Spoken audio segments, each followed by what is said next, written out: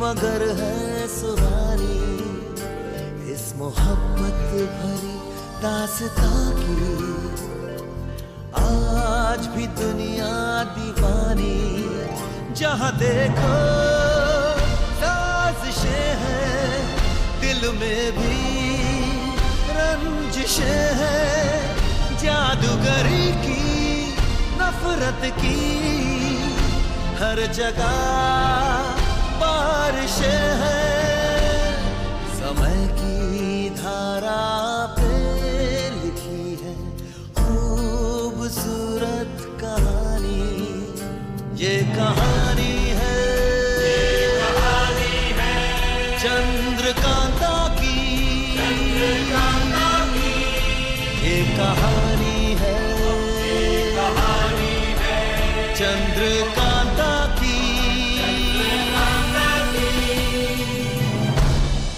मूर्ख क्रूर सिंह का महाराज की प्रतीक्षा करना इस बात को सिद्ध करता है कि भवानी सिंह की पीठ में खंजर घोंपने का षड्यंत्र अवश्य शुरू हो चुका है। शेर खान पर भी नजर रखनी होगी ताकि तुम ये पता लगा सको कि वो हमारे शूरवीरों को शिवगढ़ में क्यों ढूंढ रहा है। भवानी सिंह से छल करने से पूर्व तुम ये भूल गई कि भवानी सिंह का दूसरा नाम यमराज है। बद्रीनाथ जी से मुलाकात करना चाहते हैं और अपने चिंतित माता पिता को एक संदेश भेजना चाहते हैं। हुजूर, एक बहुत ही बुरी खबर है।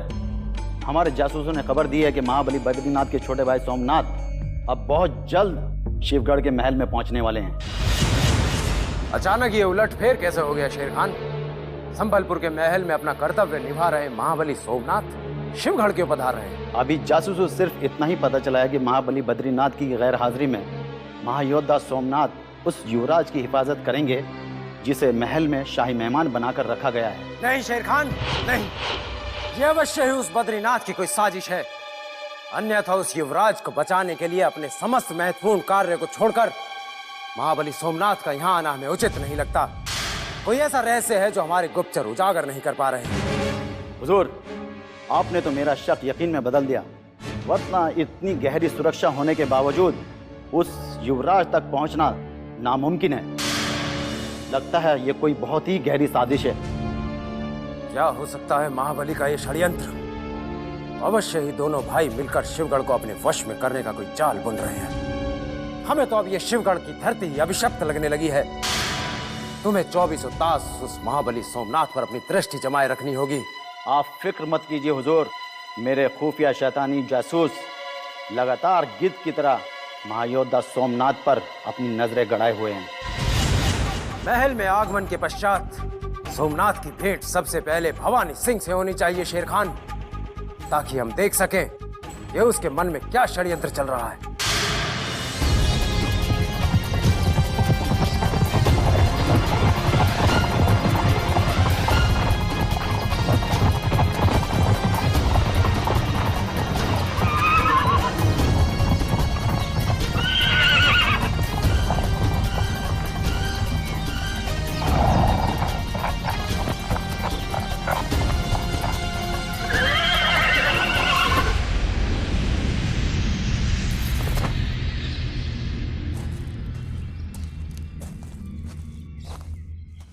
प्रणाम गुरुदेव। आयुष्मान भव सोमनाथ। कितने समय पश्चात आपके दर्शन हुए हैं गुरुदेव। आप कुछ चिंतित दिखाई दे रहे हैं, और इस वीराने में आप किसे खोज रहे हैं? हम महाबली बद्रीनाथ को एक अति आवश्यक संदेश देने के लिए शिवगढ़ की ओर जाने वाले किसी गुप्तचर की खोज में हैं। तुम कहाँ जा रहे हो? हम शिवगढ़ महल की ओर ही जा रहे हैं गुरुदेव, क्योंकि हमें संबलपुर में संदेश भेजकर हमारे बड़े भाई महाबली बद्रीनाथ ने हमें एक महत्वपूर्ण कार्य के लिए बुलाया है। आप चिंता मत कीजिए, आपका संदेश पहुंच जाएगा। क्या हम तुमसे ये पूछ सकते हैं सोमनाथ की महाबली बद्रीनाथ ने तुम्हें किस आवश्यक कार्य से संबलपुर से शिवगढ़ के महल में बुलाया है? हम युवराज इंद्रजीत सिंह की रक्षा के लिए जा रहे हैं, जो इस समय शिवगढ़ के महल में राजतिथि हैं। तुम्हारी ये बात सुन करके हमारे मन का बोझ बहुत हल्का हो गया सोमनाथ, क्योंकि हम महाबली बद्रीनाथ को चुनारगढ़ के युवराज इंद्रजीत की प्राणों की रक्षा करने का ही संदेश भेजना चाह रहे थे। आप निश्चिंत रहिए गुरुदेव। युवराज इंद्रजीत सिंह के प्राणों की रक्षा करना अब सोमनाथ का धर्म है और हमारे जीवित रहते हुए युवराज पर कोई संकट नहीं आ सकता। चुनारगढ़ के युवराज इंद्रजीत के प्राणों की रक्षा का कार्य तुम जितना सरल समझ रहे हो ना सोमनाथ, उतना सरल कार्य है नहीं ये। क्योंकि अब शिवगढ़ में गृह युद्ध छिड़ने की स्थिति में है। शिवगढ़ के लोग एक दूसरे के रक्त के प्यासे हो गए। हमारी अनुपस्थिति में शिवगढ़ की स्थिति ऐसी हो जाएगी ये हम सोच भी नहीं सकते थे, परंतु अब हम यहाँ आ गए हैं हमारे बड़े भाई महाबली बद्रीनाथ का साथ देने। अब युवराज की तरफ कोई शत्रु आंख उठाकर भी नहीं देख सकता। यदि ऐसा हो गया तभी शिवगढ़ का महाविनाश रुक पाना संभव है सोमनाथ, अन्यथा युद्ध निश्चित है। तुम महाबली बद्रीनाथ को हमारे संदेश पहुंचा देना कि महाराज शिवदत्त के विश्वास पात्र ही आपस में भयंकर षड्यंत्र रचने में लिप्त हैं। हुजूर, हुजूर, हुजूर, ठहरिए हुजूर। अहमद, हमारी बिना आज्ञा के तुम यहाँ? खबरदार, खबरदार! यदि युवराज आनंद के निकल भागने का अशुभ समाचार सुनाया तो हम अभी यहीं इसी समय इसी मुहूर्त में तुम्हारी हत्या कर देंगे। अरे मेरे दुश्मन, आप भी ना हुजूर पता नहीं क्या क्या सोचने लगते हैं। मेरे और नाजिम जैसे शूरवीरों के होते हुए वो हिल भी नहीं सकता है और आपने उसके भाग निकलने की बात सोच भी डाली। ये अच्छी बात नहीं है। अच्छा, फिर उसे वहाँ अकेले नाजिम के भरोसे छोड़ के शिवगढ़ के महल में क्या लेने आए हो तुम? बताता हूँ हुजूर, बताता हूँ, लेकिन थोड़ा जरा अपने आप को संभालिए। हुजूर, आपकी वफादार और हमारी दोस्त कोमलिका इस दुनिया से रुखसत हो गई हुजूर। नहीं, कोमलिका हमें छोड़कर नहीं जा सकती। अचानक कोमलिका की मृत्यु कैसे हो गई? बेमौत, बेमौत मारी गई हुजूर। चुनारगढ़ के महायोद्धाओं ने उसका बड़ी बेदर्दी से कत्ल कर दिया हुजूर। तो इसका तात्पर्य ये हुआ कि चुनारगढ़ के योद्धा युवराज आनंद को ढूंढते ढूंढते शिवगढ़ तक पहुंच गए हैं। अहमद जी हुजूर। इधर आओ। जी। तुम युवराज आनंद पर कड़ी दृष्टि रखो जी। और भूल कर भी उसे अकेला मत छोड़ना। जाओ, अब खड़े खड़े हमारा मुंह क्या ताक रहे हो? हमारे सुंदर से मुखड़े को नजर लगाओगे क्या? हुजूर, मेरी और नाजिम की हिफाजत करने आप नहीं चलेंगे? अहमद, तुम अपनी औकात भूल गए हो क्या? हुजूर, औकात वकात नहीं भूला हूँ, मैं आपका फर्ज याद दिला रहा हूँ। मैं और नाजिम तो चुनारगढ़ के युवराज पर नजर रखेंगे, लेकिन चुनारगढ़ के महायोद्धाओं से हमारी हिफाजत क्या भाभी जान करेगी? ना, ना, ना, भाभी जान का नाम मत लो, क्योंकि तुम्हारी भाभी जान महायोद्धा क्रूर सिंह की लंबी उम्र के लिए आज करवा चौथ का व्रत रखे हुए हैं। और कोई दिन होता तो हम उसे मूर्ख बनाकर चुनारगढ़ के योद्धाओं से लड़ने चले जाते, किंतु आज नहीं, आज नहीं। आज हमें अपनी प्राणेश्वरी मोहिनी को अपने चांद से सुंदर मुखड़े का दर्शन कराना है। जाओ।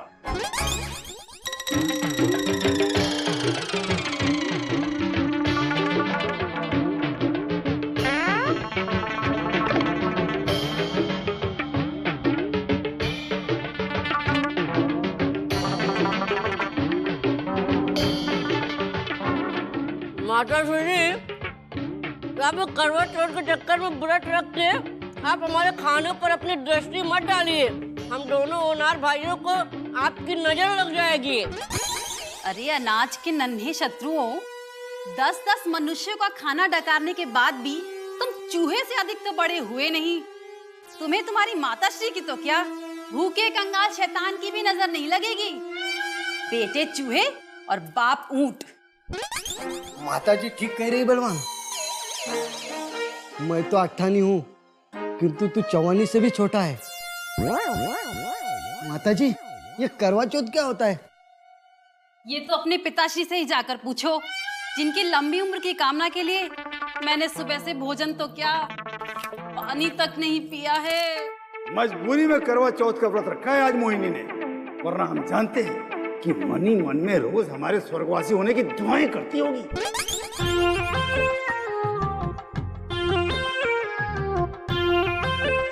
तुम कितनी महान हो मातोश्री, जो अपनी पिताश्री की लंबी आयु के लिए तुमने ये व्रत रखा है। मजबूरी में पुत्र, मजबूरी में। तुम्हारे पिताश्री की आयु के लिए मुझे साल में एक दिन भूखा प्यासा रहकर ये दंड भोगना पड़ता है। पर अब मुझसे सहन नहीं होता। अब ना तो मैं तुम्हारे पिताश्री की राह देखूंगी और ना ही उस चांद की। मैं तो चली भोजन करने। ठहरो प्राणेश्वरी, यदि तुमने बिना चांद देखे भोजन कर लिया तो महायोद्धा क्रूर सिंह स्वर्ग सिधार जाएंगे। प्रियतमा, सदा सुहागन रहो। क्या बात है, क्या बात है, क्या बात है। आज तो तुम बिल्कुल हमारी तरह सुंदर लग रही हो। आप बिना वर्ष में सिर्फ एक ही दिन सत्य बोलते हैं। वैसे आप भी महाराज शिवदत्त और महाराज वीरेंद्र प्रताप सिंह से अधिक सुंदर लग रहे हैं। नहा कर आए होंगे ना? सत्य कह रही हो तुम। अच्छा ये बताओ, आज हम करवा चौथ के चांद से भी अधिक गोरे लग रहे हैं ना? सत्य, परम सत्य। अब तो मैं अपने इस चांद को देखकर उपवास तोड़ सकती हूँ ना। वैसे भी आपका मुख तो एक चांद नहीं, 4 चांद के बराबर है। सत्य कह रही हो तुम? जी प्राणेश्वर, वैसे भी आप जैसा सुंदर और बलवान तो पूरे शिवगढ़ में नहीं मिलेगा महाराज।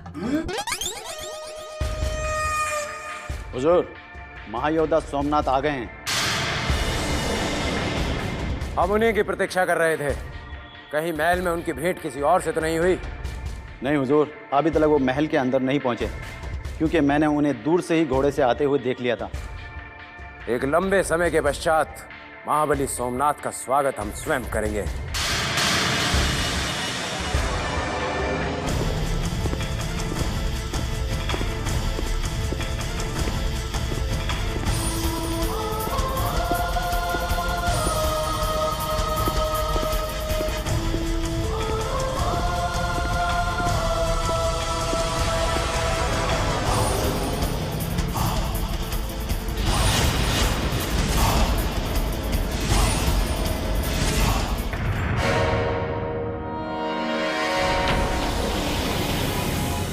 सोमनाथ, शिवगढ़ के महल में हमें तुम्हें देखकर प्रसन्नता से अधिक आश्चर्य हो रहा है कि महाबली बद्रीनाथ ने अचानक संबलपुर से अपने भाई को बिना किसी को सूचित किए कैसे बुला लिया। महाबली बद्रीनाथ को किसी भी कार्य के लिए अनुमति लेने की ना तो आवश्यकता पड़ी है और ना ही कभी पड़ेगी, सिवाय शिवदत्त महाराज के। यह प्रश्न पूछकर आप अपना और हमारा समय नष्ट कर रहे हैं भवानी सिंह। हम तुम्हारा समय नष्ट नहीं कर रहे हैं सोमनाथ, अभी तो तुम्हें यह समझाने का प्रयास कर रहे हैं कि शिवगढ़ में अब बहुत कुछ बदल चुका है। हमारे नेत्रों से अब कोई भी षड्यंत्र छुपा नहीं रह सकता। वैसे तुम्हारे शिवगढ़ आने का उद्देश्य क्या हो सकता है? हमारा उद्देश्य क्या है ये हम किसी को नहीं बताते। ये बात आप अच्छी तरह जानते हैं। हमारे उद्देश्य और कार्य में कोई भी बाधा न डाले। बिल्ली के मुख से शेर की दहाड़ अच्छी नहीं लगती सोमनाथ। ये तो समय ही निश्चित करेगा कि कौन बिल्ली है और कौन शेर। परंतु एक बात याद रखना भवानी सिंह, महाराज शिवदत्त के लौट कर आने तक इस महल में वही होगा जो महायोद्धा सोमनाथ चाहेंगे।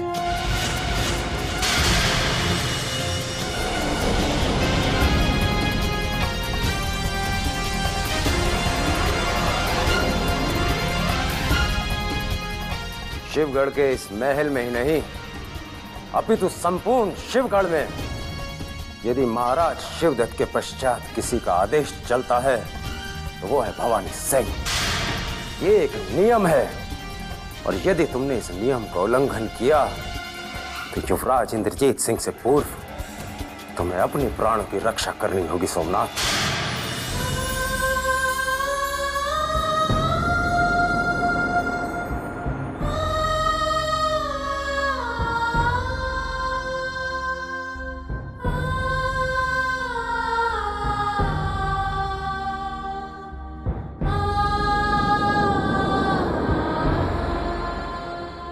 महायोद्धा सोमनाथ की जय हो। आप अचानक यहाँ शिवगढ़ के महल में?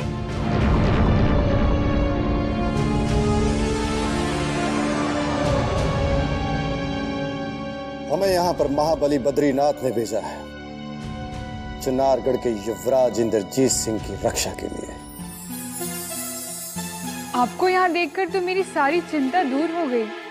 यही है वो चुनारगढ़ के युवराज जिनकी सेवा में मुझे बद्रीनाथ जी ने नियुक्त किया है। हमें आपसे मिलकर अति प्रसन्नता हुई युवराज।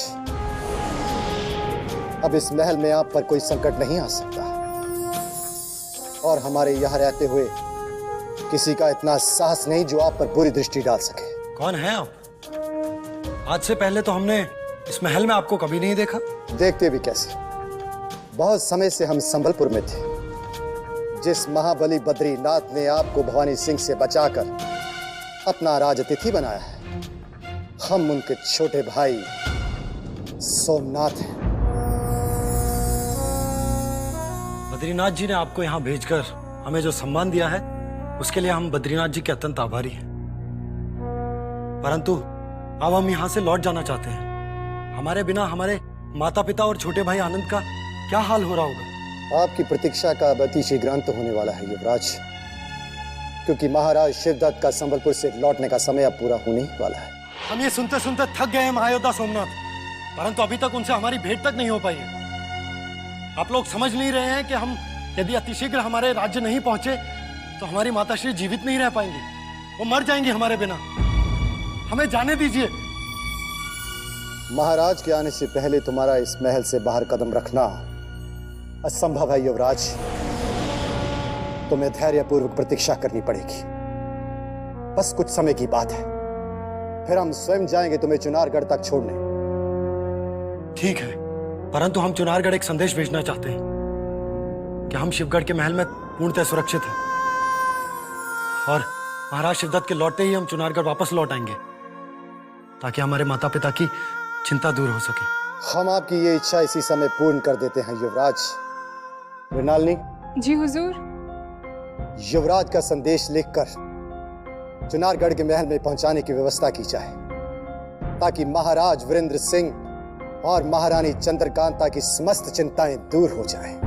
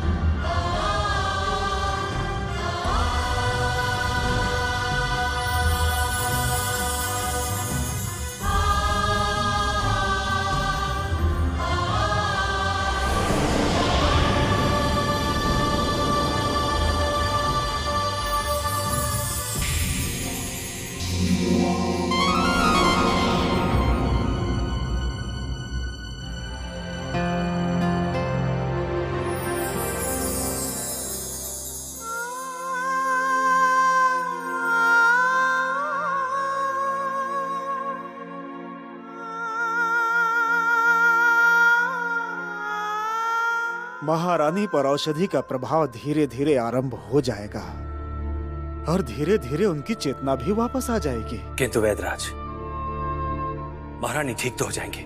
महाराज, मैंने आपको पहले ही कह दिया है कि जो महारानी को सदमा पहुंचा है उसका जो उपचार है किसी दवाई किसी जड़ी बूटी से नहीं हो सकता।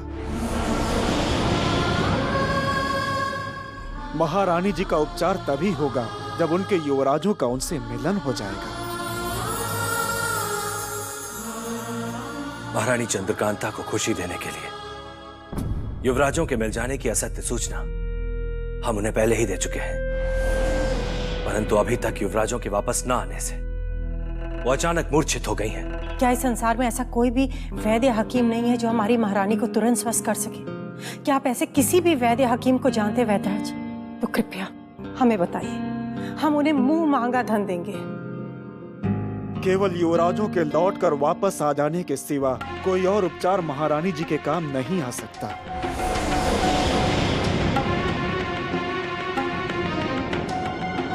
यदि युवराजों के आने में विलंब हो गया महाराज, तो महारानी के प्राण संकट में भी पड़ सकते हैं। इसलिए हमें उन्हें शत्रु से छुड़ाने का अतिशीघ्र कोई ना कोई उपाय करना होगा।